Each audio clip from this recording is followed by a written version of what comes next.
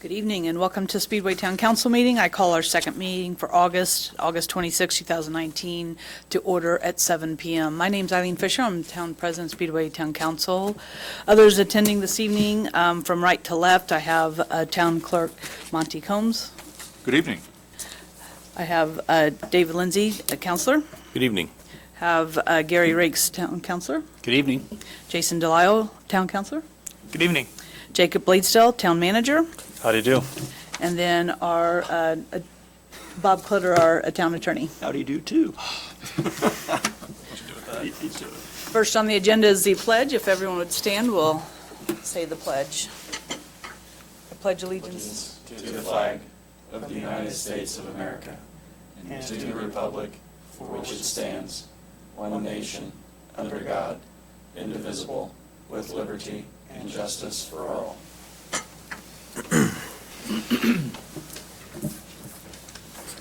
Next on the agenda is the approvements for minutes from our first August 12th meeting. Any changes on those minutes? Seeing none, those minutes have been approved. Next is the minutes for the approval of our special session meeting on August 21st. Any changes on those minutes? Seeing none, those minutes have been approved as well. Next is the approval for road closure for the NASCAR Haulers Parade, which is September the 6th, 2019. We'll call Connor here from IMS. Hello, everyone. Hi. I'm Connor Starkey, Community Outreach Coordinator from the Indianapolis Motor Speedway. We appreciate you all getting this on the agenda. As you know, IMS has had a hauler parade for the Brickyard for about the last 10 years. This year's parade will be the same as the last couple of years, with the exception of last year where we had the rain. And we've been working with the Speedway Police Department, and would like to request that Main Street to be closed on that day, September 6th, from 3 p.m. until 8:30 p.m. Madam President, I make a motion that we approve the road closure for the NASCAR Haulers Parade as presented by Connor Starkey. Second. I have a first and a second for the approval of the road closure on Main Street. Take any public comments at this time? Seeing none, any questions from the councilors? Seeing none, we'll take a vote. All those in favor of approving the road closure for the NASCAR hauler September 6th from 3 p.m. to 8:30 p.m. say aye. Aye. Those opposed? Approved 4-0. Thank you very much. Connor. Thank you. Thank you.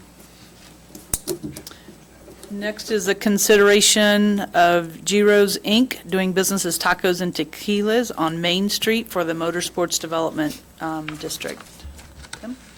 Good evening.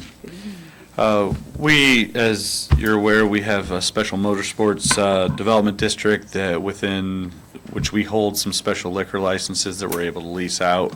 They stay as town licenses, but we're able to basically award them to restaurants. And then when they if they close, those licenses come back to us. We had a certain situation where the partners of Tacos and Tequila recently split. One of them sold to the other partner. The license is in the name of the former partner, Huff Properties LLC, and we need to get a license into the new owner, Gerard Rios, G. Rios Inc.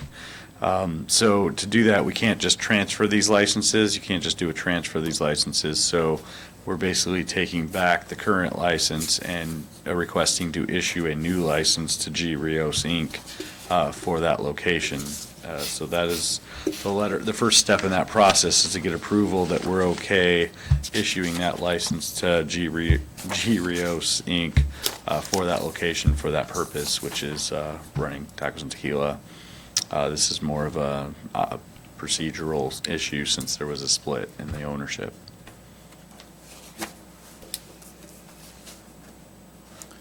Madam President, I'll make a motion that we approve the letter as presented. Second. Okay, I have a first and a second for the endorsement or use of the permit for Giros and Tacos and Tequilas. Any comments from public? Any comments or questions from councilors? No. Seeing none, we'll take a vote. All those in favor of approving the transfer or endorsement of this permit, say aye. Aye. Aye. All opposed? Approved 4-0. All right. Thank you. Thank you, Tim. Thank you, Tim. Next are the approvals of claims and utility adjustments. Thank you. We submitted to the council the claims for the period of August the 10th through August the 23rd, this past Friday. As I say, a lot of time, business as usual, and would appreciate your approval. Madam President, I'll make a motion we approve the claims as presented by our clerk treasurer. Second. The first and second for the approvals of the claims. Any comments from public? Any comments or questions from counselors? Seeing none, we'll take a vote. All those in favor of approving the claims as presented to us, say aye. Aye. Those opposed, claims approved 4-0. Thank you. No adjustments? No adjustments. All right. Anything else, Bonnie? No, fine, no, We'll take fine. the report then from Town Manager. Take it. Yeah, thank you, Madam President. So 2 items for tonight. One is the FEMA review update.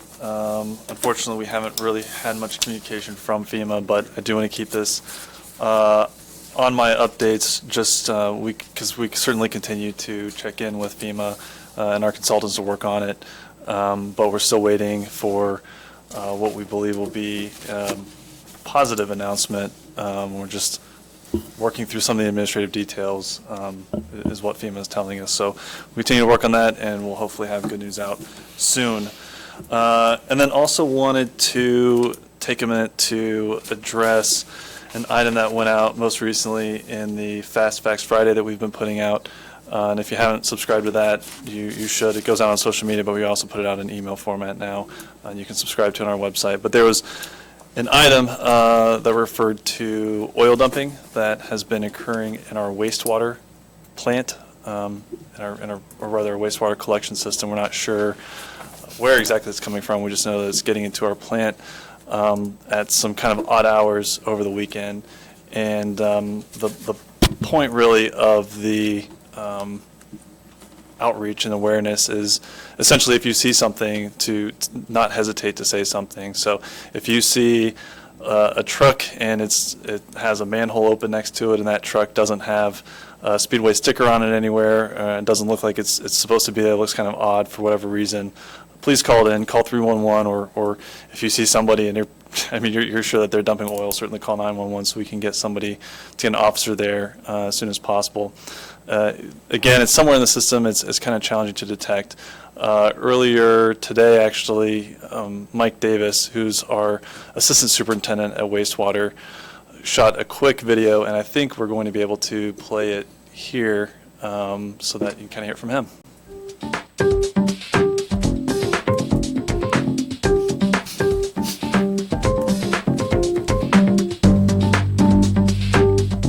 Hi, I'm Mike Davis. I'm with the wastewater treatment plant with the town of Speedway. And I'm here to talk to you today about an issue that we've been experiencing over the last month or a little more, where on the weekends we seem to be getting someone that's dumping used oil on us.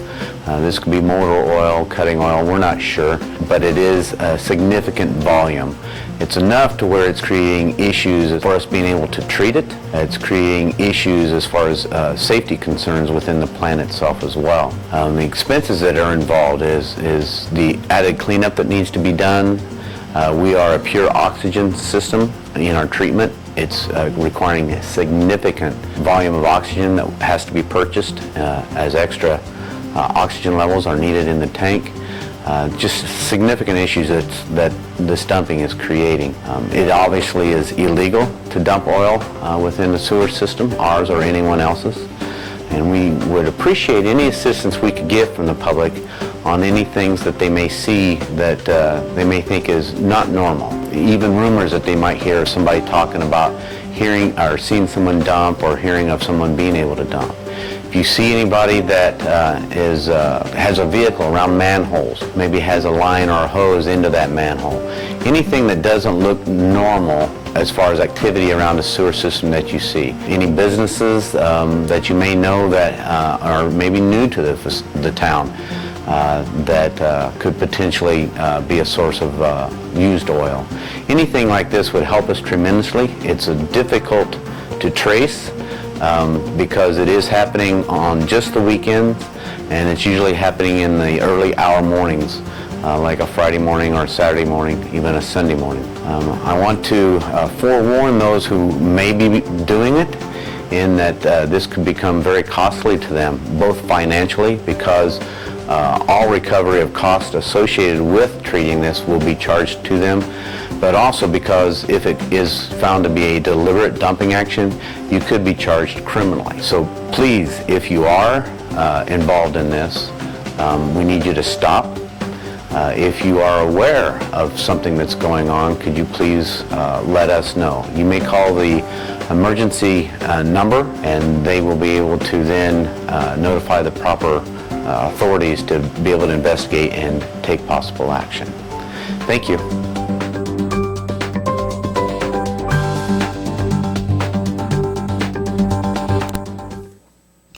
Okay, so, and we'll have that video just separately available if anybody wants to watch it or share it with friends, email, social media, that kind of thing. And I did want to just, Mike says it better than I can, but when he says significant, we are talking hundreds of gallons, if not over 1,000 gallons of oil that's been dumped. And so it's not, nobody should dump any amount of oil in our wastewater system, but we are talking about certainly a commercial or industrial user, and not just somebody that kind of changed their oil and dumped it into their sink. And I also wanted to mention that we are able to trap it. We are able to capture it, but as Mike said, it costs a lot of money to do it. And so it will help us out tremendously if we can prevent this from happening in the future. So would ask for anyone's help if they know of or see something to go ahead and speak up, because there is something kind of strange going on. That's all I have. Questions for Jacob? Yeah, Jacob, we talked about this beforehand, but this is, Mike mentioned in his video that it's not easy to trace, but it is traceable, and we're taking steps to make it easier for us to trace by putting monitors in certain places and so on. We're trying to work on that. It's still challenging. The best way would be for if somebody saw something, we were able to kind of be there on the scene right away. But we are trying to look and just see if we can see traces of it in the system, pulling manhole covers, looking throughout the system. So we are trying to identify the issue, but could certainly use folks' help if they see something. Thanks, Jacob. I have next our reports from counselors. We'll start with Counselor David Lindsay. Nothing, nothing to report this evening. Thanks, David. Counsel Jason Dye. Nothing for me. Counselor Gary Riggs. Nothing to report. And last, I have nothing to report either, so I adjourn the meeting at 7:14.